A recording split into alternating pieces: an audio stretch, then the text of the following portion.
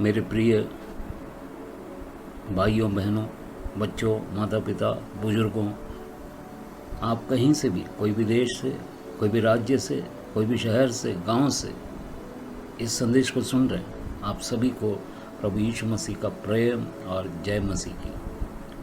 आज का मेरा जो संदेश है वो है कलीसिया में, संगति में यीशु मसीह ने जो हमारे सामने एक उदाहरण रखा, एक नमूना रखा, पांव धोने की सेवकाई, वो बिल्कुल ही नहीं है। इसका कारण क्या है? इसका होने वाला, हमारे ऊपर होने वाला परिणाम क्या है? इसके बारे में आज कलीसिया, सेवक, ज़्यादातर सेवक या विश्वासी भी नहीं समझ पा रहे। ये एक प्रकार का धीमे गति का स्लो पॉइजनिंग है शैतान की तरफ से। हम पवित्र आत्मा में हैं, लेकिन पवित्र आत्मा हमें उसकी बातों में से स्मरण दिलाएगा, ऐसा यीशु मसीह ने खुद कहा। तो ये स्मरण क्यों नहीं आ रहा? लोग सांसारिक बन गए हैं, कलीसिया सांसारिक बन गई है। उस विषय के ऊपर मैं आज आपसे वचन से बात करना चाहता हूँ। आप लोग इसके पहले भी एक केवल कुछ स्लाइड्स मैंने दिए हैं, पार्ट 1 करके, पाँव धोने की सेवकाई। ये उसका पार्ट 2 है ऑडियो में। इसके साथ भी कुछ स्लाइड्स में डालूंगा, आप लोग अवश्य इसको सुनिए और जानिए। आइए हम प्रार्थना से इसका आरंभ करते हैं। हे हमारे स्वर्गीय पिता परमेश्वर, हम आपको धन्यवाद करते हैं। ऐसा एक दिन, समय और मौका प्रभु जी मेरे जीवन में और ये प्रियजनों के जीवनों में आपने दिया, इसके लिए हम धन्यवाद करते हैं प्रभु जी। प्रभु जी, हम सब आपकी आत्मा है, चाहे कोई भी जाति हो, धर्म हो, भाषा हो प्रभु जी, चाहे कोई भी देश का हो प्रभु जी। आपने परमेश्वर है ना, प्रेम है, और आपने हमें प्रेम करने सिखाया प्रभु जी।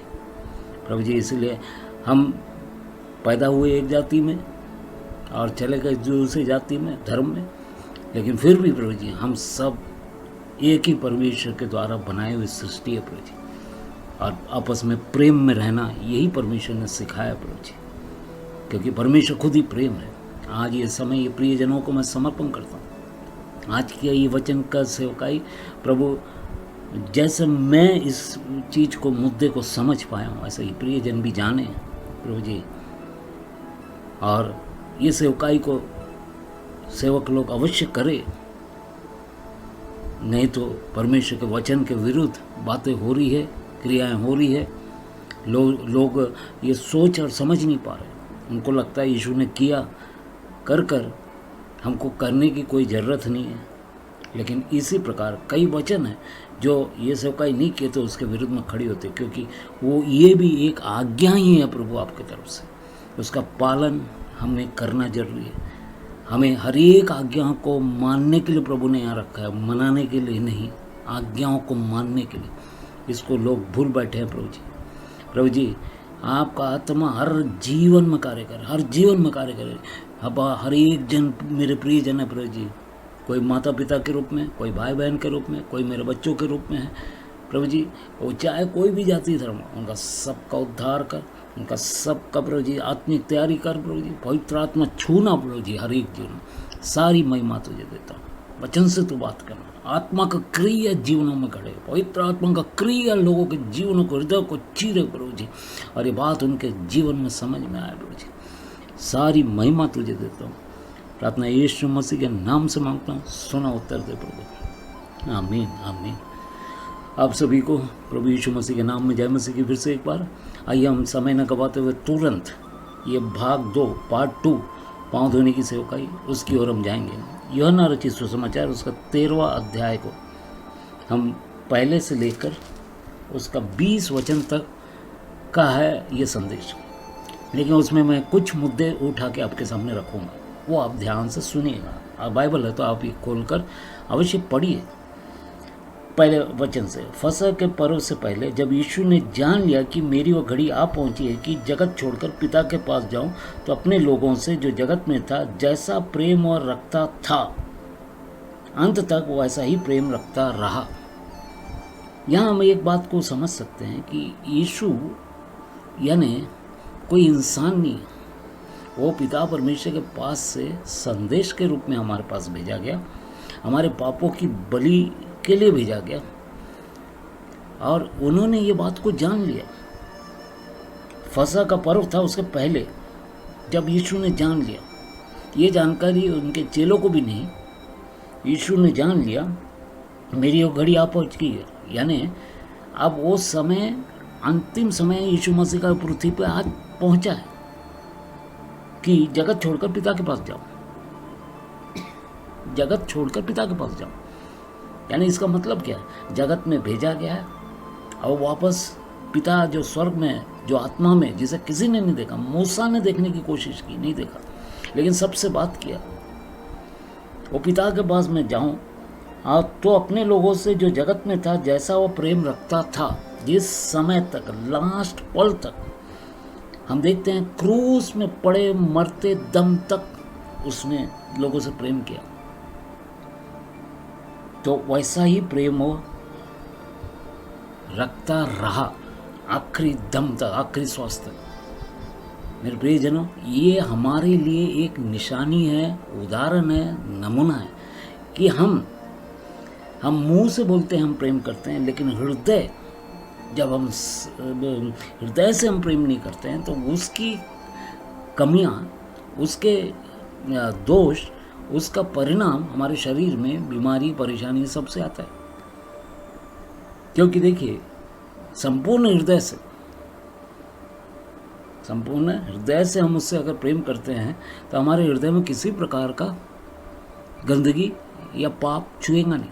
लेकिन जब हम बोलते हैं लेकिन हृदय में गंदगी किसी के विषय में रखते हैं, दोष लगाते हैं या बुराई बोलते हैं, या किसी ने आपके विरुद्ध में कुछ ऐसी बातें की है जिससे आपका मन दुख गया और उनके प्रति आपके मन में कड़वाहट है, सही में देखा जाए आप मुंह से बोल रहे हैं मेरे को उनके प्रति कुछ नहीं है, कड़वाहट नहीं है, या उनके प्रति आप दोष नहीं लगा रहे, लेकिन आपके हृदय में अगर वो है तो इसीलिए वो शक्ति आपके हृदय को छूती है। जब आपका हृदय पूर्ण रूप से सबको माफ कर दे, सबको क्षमा कर दे, वो करना ही पड़ेगा, नहीं तो आज आप जो कड़वाहट लेके जा रहे हैं, इसका दुष्परिणाम आपके शरीर में बीमारी के तौर में, परेशानी के तौर में, आर्थिक रूप से, शारीरिक रूप से, मानसिक रूप से आएगा। यीशु मसीह नहीं दे रहे क्योंकि वचन को नहीं मान रहे, खास करके सेवक लोग। इसीलिए आज सेवक लोगों की सेवकाई एक दूसरे डायरेक्शन की ओर जा रही है। अंत क्या होगा, एक ही बार श्वास चालू है तब तक, श्वास छूटने के बाद में दोबारा रिटर्न धरती पे नहीं आने वाले। ये बात को हम याद रखें।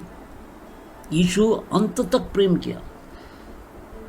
जब शैतान शमौन के पुत्र यहूदा इस्करियोत के मन में वो डाल चुका था कि उसे पकड़वाए, अब शैतान यहूदा इस्करियोत के मन में, क्यों, यहूदा इस्करियोत के बारे में आप पढ़े हैं, पैसे की थैली उसके पास रहती थी और जब भी देखता तो पैसा पैसा पैसा पैसा, वो पैसे के लिए यीशु मसीह को पकड़ाया। उसके बाद में आप देखते हैं कि वो उसको समझ में आया कि मैंने बेगुनाह को मैंने गुनाहगार करके साबित किया, और उसके बाद में उसने जाके पैसा फेंक दिया, और जिन्होंने दिया उन्होंने भी लिया नहीं। उसके वो पैसे से उन्होंने एक लहू का खेत लिया, वो खेत का नाम लहू का खेत करके नाम रखा गया, एक खेत लिया, ज़मीन लिया। लेकिन वहाँ पर कहते हैं वहीं पे जाकर यूदास इस्करियोत ने अपने जीवन का अंत किया, आत्महत्या किया। आप सोचो, उस जगह में आज भी कोई चीज़ उगता नहीं है। साइंटिफिकली वो प्रूव कर चुका है कि वहाँ की वो ज़मीन पूरी बंजर है, वहाँ वो आसपास इलाके में कोई नहीं रह सकता। ये सब वचन में कहा हुआ बात है, भविष्यवाणी की है होने के पहले, वो आज घट चुकी है। तो मेरे प्रियजनों, भविष्यवाणी की एक एक बात स्वर्गदूतों को तक नहीं प्रभु ने छोड़ा, तो आप और हम कौन हैं, कुछ भी नहीं है। तो क्या हुआ, यीशु ने यह जानकर कि पिता ने सब कुछ उसको मेरे हाथ में कर दिया है और मैं परमेश्वर के पास से आया हूँ, परमेश्वर के पास जाता हूँ। यीशु ने जान लिया परमेश्वर के पास से आया हूँ, काय के लिए आया उनको मालूम है, काय के लिए भेजा गया पिता को भी मालूम है, और वो जाने वाला है ये सब बातें बोले हैं उनके चेलों से, लेकिन चेले तब तक भी नहीं समझे ये बातें। उसके बाद में क्या हुआ, भोजन पर से उठकर ऊपरी कपड़े उतार दिए।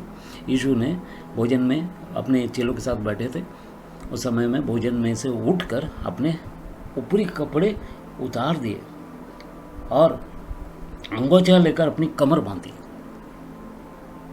अंगोछा लेकर कमर बांधी, आप सोच के देखिए, कमर को अंगोछा लेकर बांधा, ऊपरी कपड़े उतार दिए। और उसके बाद में उसने खुद बर्तन में पानी लिया, तब बर्तन में पानी भरकर चेलों के पांव धोने और जिस अंगोछे से उसकी कमर बंधी थी उसी से पोंछने लगा।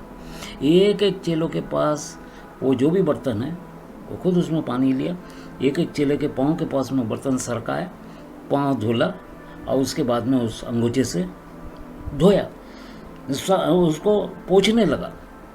हाथ से पानी डालकर या जो भी चीज़ लिया होंगे यीशु ने, उसमें पानी डालकर पाँव को धोया।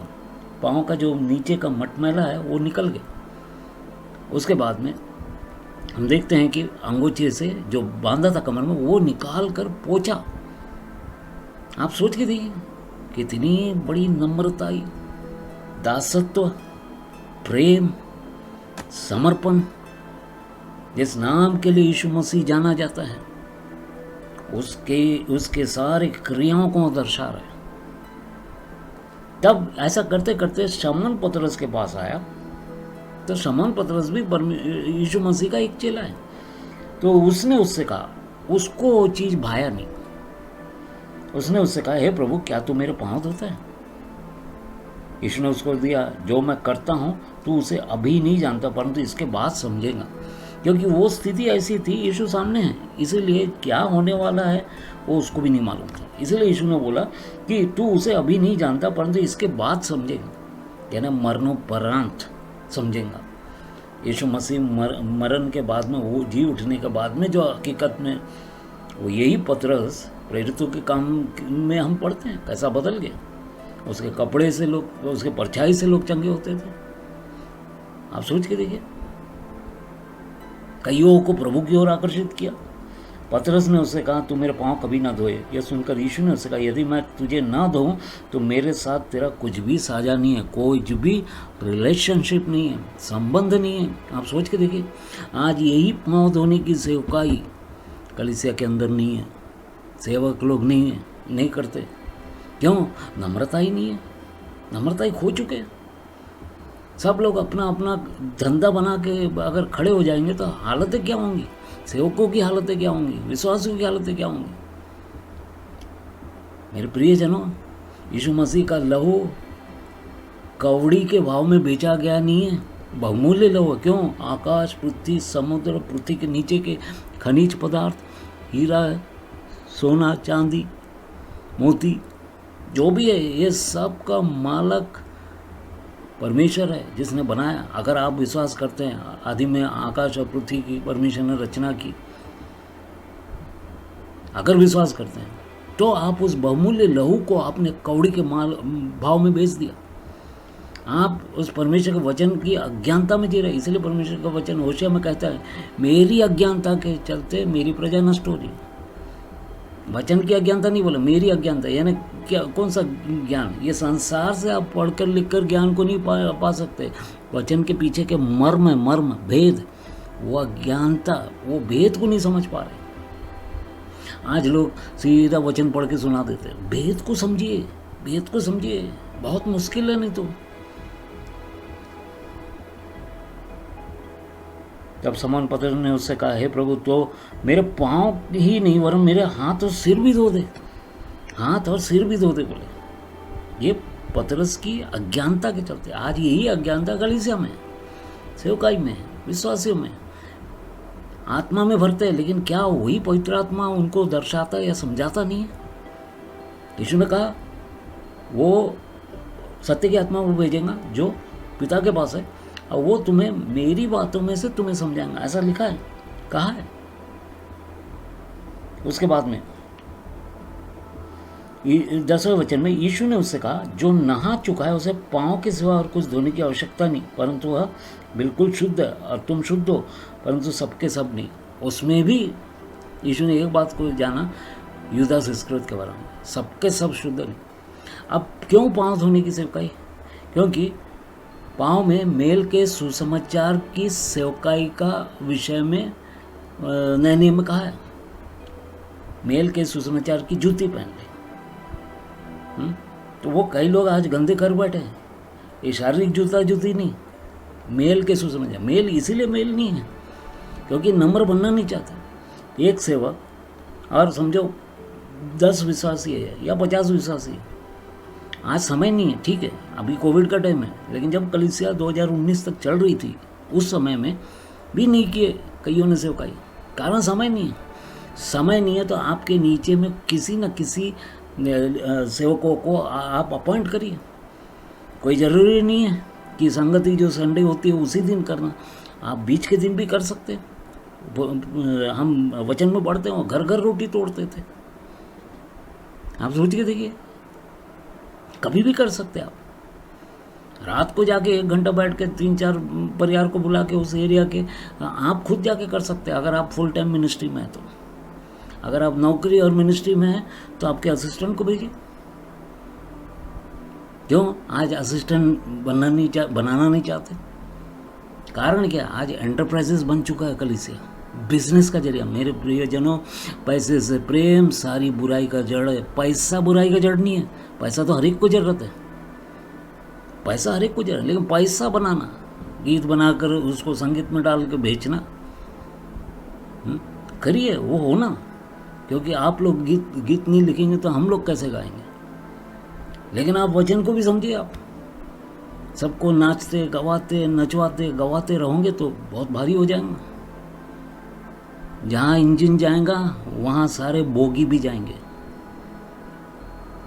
फिर लिखा है कि जो नहा चुका है उसे पाँव के सिवाय और कुछ धोने की आवश्यकता नहीं, परंतु वो बिल्कुल शुद्ध है। तुम शुद्ध हो परंतु सबके सब नहीं। उसके बाद में वो तो अपने पकड़वाने वाले को जानता था, यीशु मसीह जानता था। आप सोच के देखिए, अंतर्यामी है। इसीलिए उसने कहा तुम सबके सब शुद्ध नहीं है। अब हमारे कलीसिया में अगर कोई आता है तो सबके सब शुद्ध नहीं है। हर एक जन पाप में आज भी है, मैं भी हूँ, आप भी। कहीं ना कहीं हम गलती करते हैं तो छोटा से छोटा पाप तो होता ही। तो उसके लिए हमें ये सप्ताह में 1 बार तो भी पाँव धोना जरूरी है, प्रभु भोज लेना जरूरी है। इसीलिए अनुचित रीति से प्रभु भोज लेने वाले लोग ये करते नहीं और प्रभु भोज दे देते हैं। कई लोग सो गए, कई लोग बीमार हैं। ये वचन आकाश और पृथ्वी टल जाएंगे, मेरी वचन है, मेरी बातें, मेरा वचन नहीं टलेगा, ऐसा लिखा है। फिर बाद में जब वह उनके पाँव धो चुका और अपने कपड़े पहनकर फिर बैठ गया तो उनसे कहने लगा, क्या तुम समझे कि मैंने तुम्हारे साथ क्या किया? अभी पूछ रहे हैं, तुमको समझ में आया क्या कुछ? क्योंकि पतरस का क्वेश्चन था वो, लेकिन सबके सामने पूछा, क्या तुमको समझ में आया क्या? क्या मेरे प्रियजनों, सेवकों, विश्वासियों, तुमको समझ में आ रहा है क्या? आपको समझ में आ रहा है क्या ये बातें?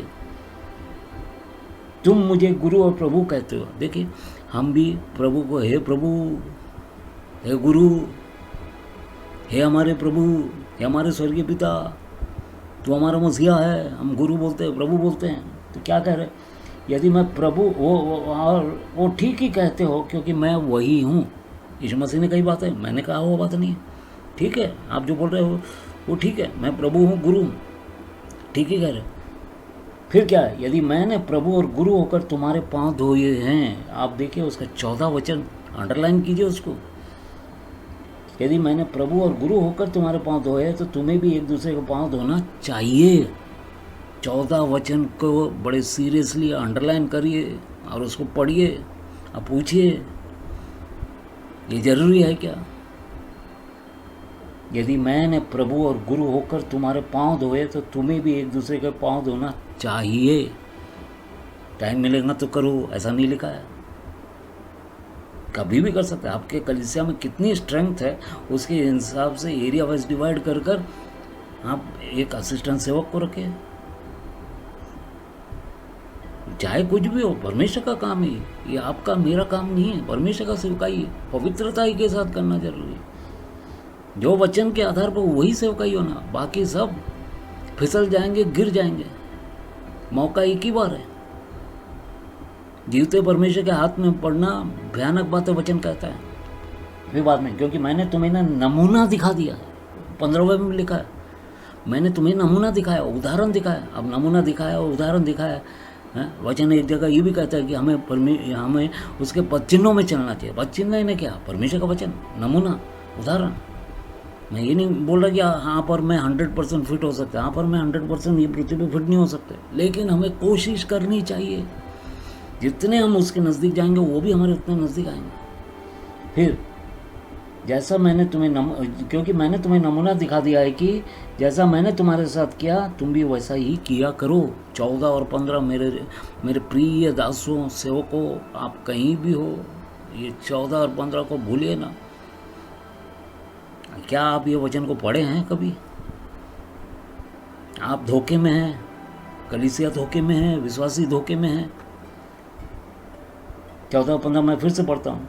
यदि मैंने प्रभु और गुरु होकर तुम्हारे पांव धोए हैं तो तुम्हें भी एक दूसरे के पांव धोना चाहिए, फर्स्ट। उसके बाद में सेकंड, क्योंकि मैंने तुम्हें नमूना दिखा दिया है कि जैसा मैंने तुम्हारे साथ किया तुम भी वैसा ही किया करो। मैं तुमसे सच सच कहता हूँ, दास अपने स्वामी से बड़ा नहीं। याद रखना, दास यानी यीशु मसीह, वो दासत्व का काम किया अपने स्वामी से, यानी पिता परमेश्वर से बड़ा नहीं है। वो यहाँ उतर कर दासत्व का काम किया। लेकिन आज के दास लोग तो स्वामी से बड़े। ये लूसीफर का अनुभव है। उसने अपनी गद्दी को परमेश्वर के ऊपर रखने की कोशिश किया। कहाँ गया? गिरा दिया गया ऊपर से। दास अपने स्वामी से बड़ा नहीं और भेजा हुआ अपने भेजने वाले से बड़ा नहीं है। भेजा हुआ, अभी कौन भेजे हुए हैं? यीशु मसीह को पिता ने भेजा, स्वामी ने दास को भेजा। सुनाओ जाके वचन। आज आप और मैं दास लोग हैं, परमेश्वर के सेवक लोग हैं। हमको भेजा, किसने भेजा? आपने खुद ही भेजा। आपने अपने आप को खुद ही भेजा, तो फिर आप गलत डायरेक्शन में जा रहे हैं। परमेश्वर ने आपको अपॉइंट किया, परमेश्वर ने आपको अपॉइंट किया तो परमेश्वर की बातों को मानना पड़ेगा। नहीं मानोगे तो दास स्वामी से बढ़कर हो गया, तो हो गया, वो गिरावट का लक्षण है।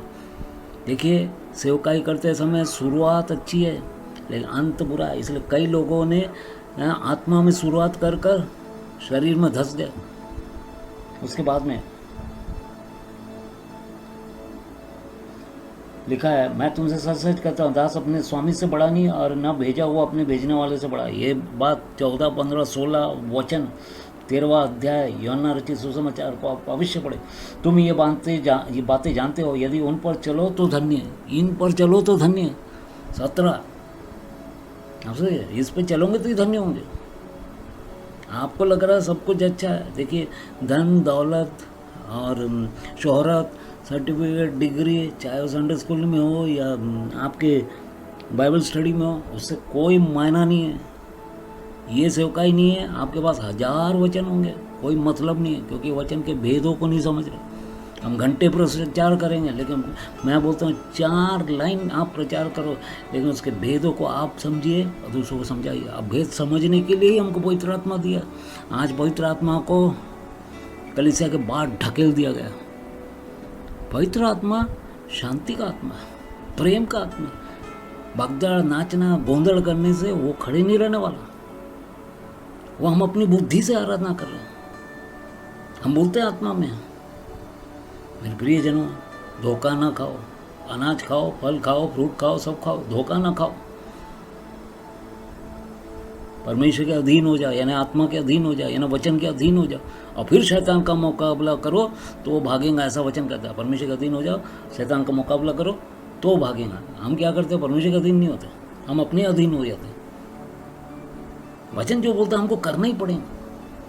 फिर लिखा है, मैं तुम सबके विषय में नहीं कहता, जिसे मैंने चुन लिया है उन्हें मैं जानता हूँ, परंतु यह इसलिए कि पवित्र शास्त्र का वचन पूरा हो, जो मेरी रोटी खाता है उसने मुझ पर लात उठाई है। आप सोच के देखिए, अगर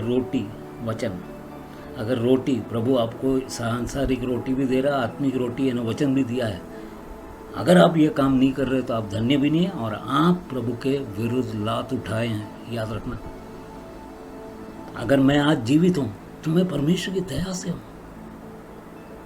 परमेश्वर की दया से हूँ। मेरे पास कुछ नहीं है, मेरा नाक का श्वास खुल चल रहा है, हर दिन मेरा बर्थडे, रात को सोया सवेरे जगा, बर्थडे। इसलिए बर्थडे का एक एक पल, एक एक सेकंड हम घर से बाहर निकलते हैं, वापस घर लौट आते हैं, रात को 11 हो, 12 हो, 1 हो, लौट आते हैं। परमेश्वर का दया है। कोविड की महामारी से परेशानी लोगों में, हम लोगों को प्रभु ने बचाया। मिस्र में मिस्रियों के विरुद्ध में बाधाएं उठी, लेकिन इजरायली लोगों को प्रोटेक्शन था, पूरी सुरक्षा थी। ये सब हम जानते हैं।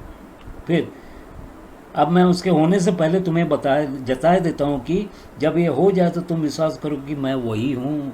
आप सोच के देखिए, यीशु मसीह वही है जो उसने इसके पहले सब कहा है। यूहन्ना आप 1 से लेकर 12 तक 13 तक पढ़ोगे तो समझेंगे, वो वही है जिसने मुझे जाना, उसने पिता को जाना। तुम मुझे जानते हो, हैं, यानी मैं पिता में हूँ, पिता मुझ में, यानी इसका मतलब क्या, जहाँ से आया वहीं हो गया। इसलिए उनकी कब्र आज भी खाली है, बाकी सारे कब्रें भरे हैं, उनकी कब्र ढक के नहीं रखा है, यानी कब्र जैसा सीमेंटिंग नहीं किया, बाकी सारे कब्रें ढकी है। यीशु मसीह का कब्र खाली है, ये प्रूव करता है। फिर बाद में मैं तुमसे सच कहता हूँ कि जो मेरे भेजे हुए को ग्रहण करता है वो मुझे ग्रहण करता है, यानी पिता को जो ग्रहण करता है वो मुझे ग्रहण करता है, भेजे हुए को। इसलिए हम हमारी प्रार्थना, यीशु मसीह ने हमको प्रार्थना कैसे सिखाया, ये हमारे स्वर्गीय पिता, हम पिता को मानते हैं, ग्रहण करते हैं, तभी तो हम इसको, यीशु को भी ग्रहण कर रहे हैं। और जो मुझे ग्रहण करता है वो मेरे भेजने वाले को ग्रहण करता है। प्रियजनों, ये बात बहुत भयानक है, इसके बारे में आप सोचिएगा। आप अवश्य इसका पार्ट 1 देखिएगा, ये पार्ट 2 का भाग है।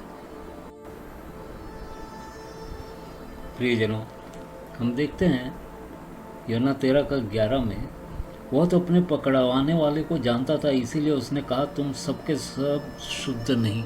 मेरे प्रियजनों, यूदास इस्करियोत को भी चेला करके चुना, लेकिन उसके कृत्य को, उसके गुप्त कृत्य को यीशु मसीह अच्छे से जानते थे। आप और मैं भी जो भी करते हैं अंधेरे में करें, परिवार से छिपा के करें, अपने माता पिता से छिपा के करें, हमारे विश्वासियों से छिपा के करें, प्रभु हमारे सारे कृत्य को देखता है, क्योंकि वो रूप में नहीं है। रूप में आता है 1 to 1 नहीं होगा, आत्मा में। और सबके सब शुद्ध नहीं, क्योंकि यूदास इस्करियोत के पास में पैसे की थैली रहती थी।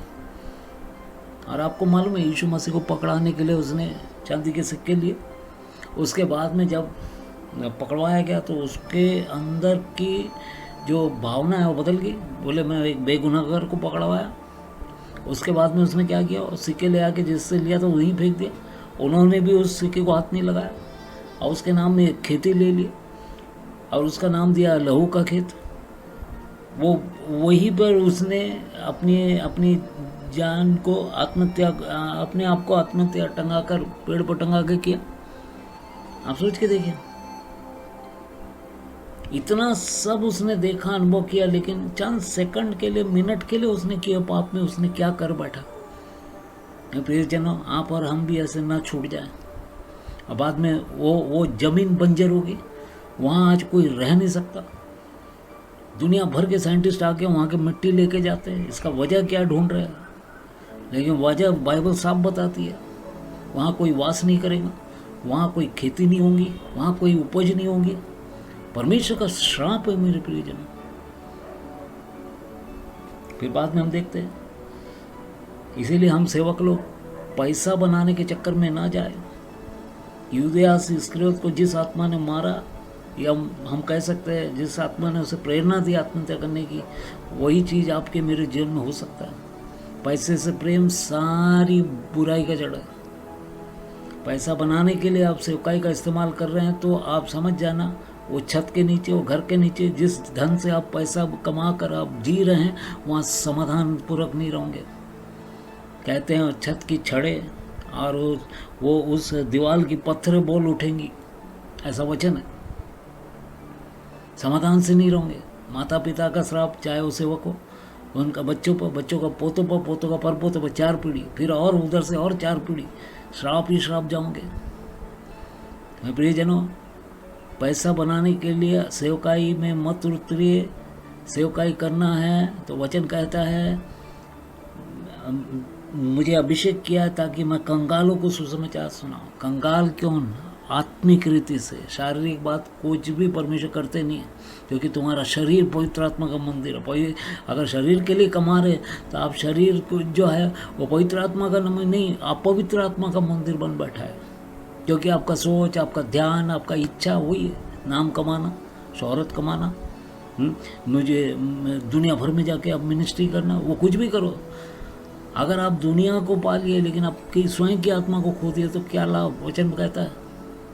फिर बाद में हम पढ़ेंगे, जब वो उनके पांव धो चुका और अपने कपड़े पहन कर फिर बैठ गया तो उसने उनसे कहा, क्या तुम समझे कि मैंने तुम्हारे साथ क्या किया? अब फिर से क्वेश्चन कर रहे हैं, क्योंकि पतरस का क्वेश्चन वैसी ही है, वो सवाल किया था। अब उसका जवाब यीशु मसीह उस समय केवल पतरस को दिया, अब सबको जवाब दे रहे, क्या तुम समझ सके क्या? अब देखिए 13 से लेकर उसका 17 वचन तक बहुत ध्यान से पढ़ना।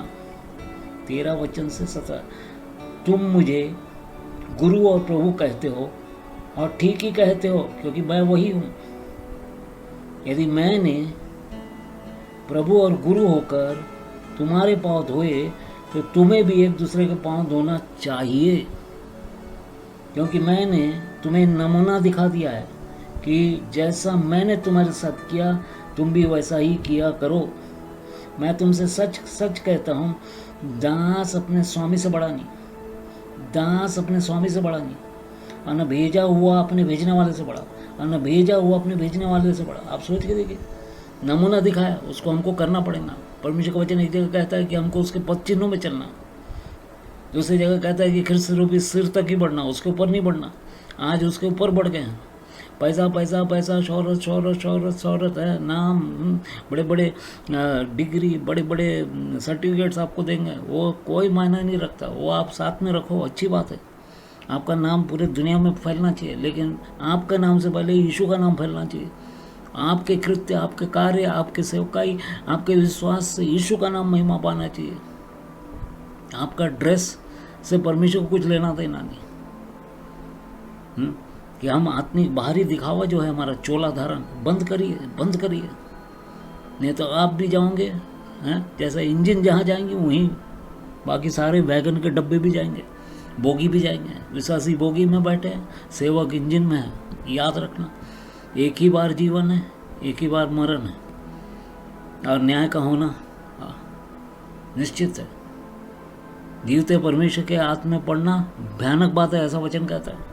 फिर बाद में देखते हैं, मैं तुमसे सच कहता हूँ, दास अपने स्वामी से बड़ा नहीं और भेजा हुआ अपने भेजने वाले से बड़ा नहीं। अब देखिए, दास कौन है? अपना स्वामी, उनका स्वामी कौन है? यीशु मसीह दास बनकर आए। यीशु मसीह परमेश्वर को अपना स्वामी करके बोल रहे हैं, उससे बड़ा नहीं है। आप और मैं भी अगर सेवकाई में हैं तो आप और मैं भी हैं दास है, परमेश्वर के दास है, सेवा करने वाले परमेश्वर के दास है, जबकि यीशु मसीह ने मित्र का है। तो दास आपको मेरे को बनाया, किसने बनाया? हमारे स्वामी ने, हमारे मसीहा ने, हमारे गुरु ने। तो हम उनसे बड़े नहीं हैं। और यही बात है, लूसीफर सेना उनसे बड़े होने गए और उनको काट के नीचे डाला गया। आप और हम भी कट के नीचे न जाए। यूदास इस्करियोत की हालत क्या होगी आपको मालूम है। फिर बाद में, मैं तुम सबके विषय में नहीं कहता, जिसे मैंने चुन लिया उन्हें मैं जानता हूँ, परंतु यह इसलिए कि पवित्र शास्त्र का वचन पूरा हो, जो मेरी रोटी खाता है उसने मुझ पर लात उठाई है। मेरे प्रियजनों, प्रभु के अनुग्रह से अगर आप खड़े हैं और सेवा कर रहे हैं या विश्वासी है, तो आप प्रभु की आज्ञाओं को नहीं मान रहे हैं, तो समझ जाना आप क्या कर रहे हैं कि जो मेरी रोटी खाता है उसने मुझ पर लात उठाई है। मेरे प्रियजनों, हम सेवक लोग और विश्वासी भी, लात मत उठाइए। परमेश्वर के वचन के विरुद्ध जाना है ना, लात उठा दिए। परमेश्वर का वचन भजन संहिता 1 में क्या कहता है आपको मालूम है। फिर बाद में एक जगह कहता है, तेरा वचन मेरे पाँव के लिए दीपक है, तो मार्ग के लिए उजियाला है। दीपक है तो ही उजियाला होगा, नहीं तो दीपक नहीं है तो आपका मार्ग के लिए अंधकार है। याद रखना, उसकी रोटी खा के यानी वचन पढ़कर शारीरिक भोजन, आत्मिक भोजन दोनों, उसके विरुद्ध अगर चल रहे हैं तो आप उसके ऊपर लात उठा रहे हैं, याद रखना। क्योंकि इसकी भयानक कुर्बानी को आप समझिए, यीशु मसीह की कुर्बानी है हमें हमारे पापों से, श्रापों से, रोगों से, कष्टों से, दुखों से निकाला है। यीशु मसीह का लहू कौड़ी के भाव में मत बेचिए मेरे प्रियजनों। हाथ जोड़ता हूँ, मैं विनती करता हूँ। उसका 19-20 भी पढ़े। अब मैं उसके होने से पहले तुम्हें जता देता हूँ कि जब यह हो जाए तो तुम विश्वास करो कि मैं वही हूँ। यस, अब हो जाए तो विश्वास करो, यीशु मसीह मर कर जी उठा। इसलिए यीशु मसीह की कब्र आज भी अनसील्ड है, वो खुला है। तो अब हो चुका है, अब विश्वास करो। आपके जीवन में कुछ हुआ है, यीशु मसीह ने कुछ किया है, किया होगा तभी तो आप विश्वास कर रहे। बुलाहट थी आपको सेवकाई करने की, थी तो आप उसी खड़े रहो, आज्ञा को मानो। जो मुझसे प्रेम करते हैं वो मेरी आज्ञाओं को मानेंगे। फिर बाद में, मैं तुमसे सच सच कहता हूँ कि जो मेरे भेजे हुए को ग्रहण करता है, यानी परमेश्वर आत्मा को, वो मुझे ग्रहण करता है, वो मुझे यानी यीशु को ग्रहण करता है। और जो मुझे ग्रहण करता है मेरे भेजने वाले को ग्रहण करता है। आप देखिए, पिता को भी जो ग्रहण करता है, पुत्र को भी जो ग्रहण करता है। पुत्र को ग्रहण किया इसीलिए कि यीशु मसीह यहाँ पृथ्वी पर आकर हमको आज्ञाएं, वचन दे के गए। उसको हम मानते हैं ना ग्रहण करते हैं। तो उसको हम मानते हैं, ग्रहण करते हैं। तो पिता जिसने यीशु मसीह को संदेश देने के लिए भेजा, आज्ञाएं देने के लिए भेजा, नियम बताने के लिए भेजा, जो स्वर्ग का नियम, स्वर्ग का नियम और पृथ्वी का नियम कभी एक नहीं हो सकता। स्वर्ग का नियम और पृथ्वी का नियम दोनों ऑपोजिट है। इसलिए लिखा है, तेरे सोच नहीं मेरे सोच, तेरे रास्ते नहीं मेरे रास्ते, जमीन आसमान का फर्क है। आप सोच के देखिए, ये बाइबल यानी कोई कथा कहानी नहीं है मेरे प्रियजनों। और हमारे लिए कोई भी जाति, धर्म, भाषा से हमारे को कोई लेना देना नहीं है। क्रिश्चियन धर्म से हम स्वर्ग में नहीं जाएंगे। स्वर्ग में जाने की व्यवस्था है, नियम है, और वो है परमेश्वर का वचन। उसके लिए आप क्रिश्चियन बनना कोई जरूरी नहीं है। वहाँ लिखा है, जिस किसी का नाम जीवन की पुस्तिका में लिखा हुआ न पाया जाएगा वो आग की झील में डाला जाएगा। बस नाम से मतलब है, नाम वहाँ लिखा जाएगा। माता पिता, बच्चे, पोते, परपोते, 4 पीढ़ियाँ हैं। ये 4 पीढ़ियाँ अलग अलग धर्म में, समाज में शादियाँ किए होंगे। माता पिता, उनके बच्चे दूसरे धर्म में, दूसरे समाज में, उनके 2-2, 3-3 बच्चे होंगे, वो दूसरे धर्म, दूसरे समाज में। तो धर्म से कोई लेना देना नहीं है। धर्म बदल गया, विश्वास बदल गया, उससे कोई मतलब नहीं है। इसलिए यीशु मसीह ने कहा, मन फिराओ, मन, तन फिरा के कोई मतलब नहीं है। मेरे प्रियजनों, यहाँ पे मैं ये वचन को रोकता हूँ। गहराई की बातें हैं, नाचने में, नचवाने में, कूदने में, कूदवाने में, और स्टेज का उपयोग, पुलपिट का उपयोग बड़े भय के साथ करें। आगे आने वाले समय जैसा नूह के ज़माने में हुआ, शादी ब्याह, लेन देन, मौज मस्ती बहुत था, थिरकना था, सब के सब बह गए।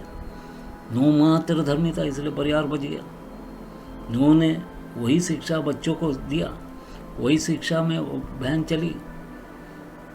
आज कलीसिया के अंदर में पवित्र आत्मा है ही नहीं। जब तुम ऊपर से शक्ति पाओगे तो आत्मा से भरेंगे। लिखा, शक्ति पाते हैं, आत्मा में नहीं जा रहे। आत्मा में अगर जाएंगे तो ये सारी हलचलें हट जाएंगी। और मैं कहता हूँ, कलीसिया के अंदर में बड़ा कार्य देखने मिलेगा। आपकी गवाही दूर तक जाएंगी। आज गवाही नहीं जा रही है। आज कई लोग कलीसिया में जा रहे हैं, बीमार है, हताश है, निराश है, परेशान है। पुराना स्वभाव गया नहीं, आज भी वही है। पुराना स्वभाव जाना ही चाहिए। हमारे जीवन में बदलाव आना चाहिए मेरे प्रियजनों। आपको मैं नहीं बदल सकता, ना आप मेरे को बदल सकते। पवित्र आत्मा मेरे अंदर है तो मेरे को बदलते रहेगा। देखिए, हम पूरा उद्धार नहीं पाए, मरते दम तक, यीशु के आगमन तक हम उद्धार पाते पाते पाते पाते पाते पाते पाते उसके पास जा रहे हैं। तो उद्धार एक दिन का नहीं, 1 महीने का नहीं, 1 साल का नहीं, 1 सदी का नहीं, 2 सदी का नहीं, 4 सदी का नहीं। यीशु मसीह के आगमन तक या मेरे मरण तक, जो पहले होगा। या आज मैं मर गया तो कल तक मैं क्या था वो नहीं देखेंगे। अभी इस घड़ी में आपसे बात करते करते कोलैप्स हो गया, तो इस घड़ी में क्या था, मेरे अंदर क्या गंदगी थी, उसके ऊपर न्याय होगा। 5 साल पहले मैं क्या था वो नहीं परमेश्वर देखेंगे, 5 मिनट पहले मैं क्या था वो नहीं देखेंगे। अभी इसी समय आपसे बात करते करते मेरे अंदर में कुछ ऐसी गंदगियाँ आ गई, विचार आ गया, मैं किसी से बात किया, फ़ोन में कुछ बोला, मैं दोष लगाया, तो हो गया, मैं छूट गया, मेरा नाम वहाँ से ब्लॉट आउट कर देंगे, निकाल देंगे। आपको आधार कार्ड नहीं है या कोई और कोई कार्ड यहाँ लेना है तो यहाँ आप जाके सरकारी से अपने होल्ड से या कुछ तरीके से आप निकाल लोगे, लेकिन वहाँ आपका नाम डाल नहीं सकते। इसलिए लिखा है, जिस किसी का नाम जीवन की पुस्तिका में लिखा हुआ पाया नहीं जाएगा वो आँख के झील में डाला जाएगा, आँख का दरिया में डाला जाएगा, ऐसा लिखा है। फिर बाद में हम देखते हैं प्रकाशित वाक्य 21 का 27, परंतु उसमें कोई अपवित्र वस्तु अब मरते समय क्या कुछ लेके जाते क्या? कफन बॉक्स के अंदर लोग सेंट का बोतल डालते, टाई कोट वो ये सब डालते, सब छोड़ के चले जाते, मिट्टी में मिल जाता है। कोई अपवित्र वस्तु यानी अपवित्रताई करने वाला जीवन, कोई भी अपवित्र वस्तु की आराधना, उपासना या उपयोग करने वाला जीवन, वहाँ कोई भी अपवित्र वस्तु या घृणित काम करने वाला और झूठ का गढ़ने वाला किसी रीति से प्रवेश न करेंगे। कोई रीतिवान नहीं चलेंगे वहाँ, आपकी और मेरी नहीं चलेंगे, पर केवल वे लोग जिनके नाम मेमने के जीवन की पुस्तिका में लिखे हैं। हालेलुया। प्रकाशित वाक्य 21 का 27। उसके अलावा प्रकाशित वाक्य 22 का आप 18, 19, 20, 21 को अवश्य पढ़िए, छोड़ना नहीं। लिखा है, मैं हर एक को जो इस पुस्तक की भविष्यवाणी की बातें सुनता है गवाही देता हूँ, यदि कोई मनुष्य इन बातों में कुछ अगर बढ़ाए तो परमेश्वर का जन उन विपत्तियों को जो इस पुस्तक में लिखी है उस पर बढ़ाएगा, परमेश्वर बढ़ाएगा। गवाही यीशु मसीह खुद दे रहे हैं। और यदि कोई इस भविष्यवाणी की पुस्तक की बातों में सब कुछ निकाल डाले, अब जितना कुछ बोला है वो नहीं करोगे तो निकाल डालना है। तो क्या लिखा, उस जीवन के वृक्ष और पवित्र नगर में जिसका वर्णन इस पुस्तक में है उसका भाग निकाल डालेंगे। पवित्र नगर यानी क्या? यरूशलेम, नया यरूशलेम। वहाँ जीवन का वृक्ष भी देखने नहीं मिलेगा, वहाँ एंट्री नहीं होगी। मेरे प्रियजनों, मैं आपसे हाथ जोड़कर विनती करता हूँ, हम सबके लिए प्रार्थना करें। हर एक जाति, कौम, धर्म, हमारे भाई बहन हैं, हमारे माता पिता हैं, मसीह विरोधी मसीह लोग ही हो रहे हैं। हम गैरों के सामने अपनी गवाही नहीं है, नष्ट होगी हमारी गवाही। नहीं, हमारे देश के लोग नष्ट नहीं होना, हमारा पड़ोसी नष्ट नहीं होना। परेशानियां है दुनिया में, नहीं ऐसा नहीं, आपको भी है, मेरे को भी है, लेकिन यीशु मसीह का उपयोग, उनका लहू का उपयोग, आप अपने जीवन का दुरुपयोग न करें। उसके लिए अपने आप को समर्पण करें, इन सारे वचनों को पढ़ें और कईयों तक आप ये वीडियो संदेश भेजिए। मैं आपसे आग्रह करता हूँ। ये पार्ट 2 है। इसके अलावा भी मैं कुछ संदेश आने वाले दिनों नूह के से घटना के संबंधित, नूह के समय का जो फ्लड आया था, बाढ़ आया था, उसके विषय में मैं संदेश डालने वाला हूँ। आप लोग अवश्य सब्सक्राइब करें, दूसरों को भेजें। मेरा मकसद और कुछ नहीं, मेरे को आपका लाइक्स नहीं होना, कमेंट्स नहीं होना, मैं उसका भूखा नहीं हूँ। आप जाने, जैसा पपड़ गर्म तेल में रोस्ट करते हैं, कुछ देर के लिए रह गया तो काला हो जाएगा, खाने के योग्य नहीं, लेकिन वहाँ जो नरक की अग्निकुंड में जाएंगे मेरे प्रियजनों, हैं, बहुत मुश्किल है, बहुत मुश्किल है। हमारे एक के लिए प्रार्थना करें, हमारे विरोधी के लिए प्रार्थना करें। हमारा विरोधी कोई नहीं है, इंसान नहीं है, कोई पार्टी नहीं है, कोई नेता नहीं है, हमारा विरोधी शैतान है। ये प्रियजन जो नष्ट हो रहे हैं, ना मर रहे हैं, ये जा रहे, कहाँ जा रहे होंगे? प्रियजन सोच के देखिए, आपको बचाना है, मेरे को बचाना है, दूसरों को भी बचाना है। उसके लिए यीशु मसीह है। मैं मेरा परिवार को बचाने के लिए मात्र नहीं, दूसरों के लिए हम दिन रात प्रार्थना करें। हम हर जगह नहीं जा सकते। प्रभु आपको इन वचनों से अनुग्रह करे, आशीष करे बोलकर मैं यहाँ पर ख़त्म करता हूँ। प्रभु, मैं आप लोग बढ़े, ये मेरा इच्छा है, और मैं हर समय प्रार्थना कर रहा हूँ। भले आपका नाम नहीं जानता तो भी सारे मानव जाति के लिए आप प्रार्थना करें। धर्मी जन की प्रार्थना के प्रभाव से बहुत कुछ होता है। आमीन।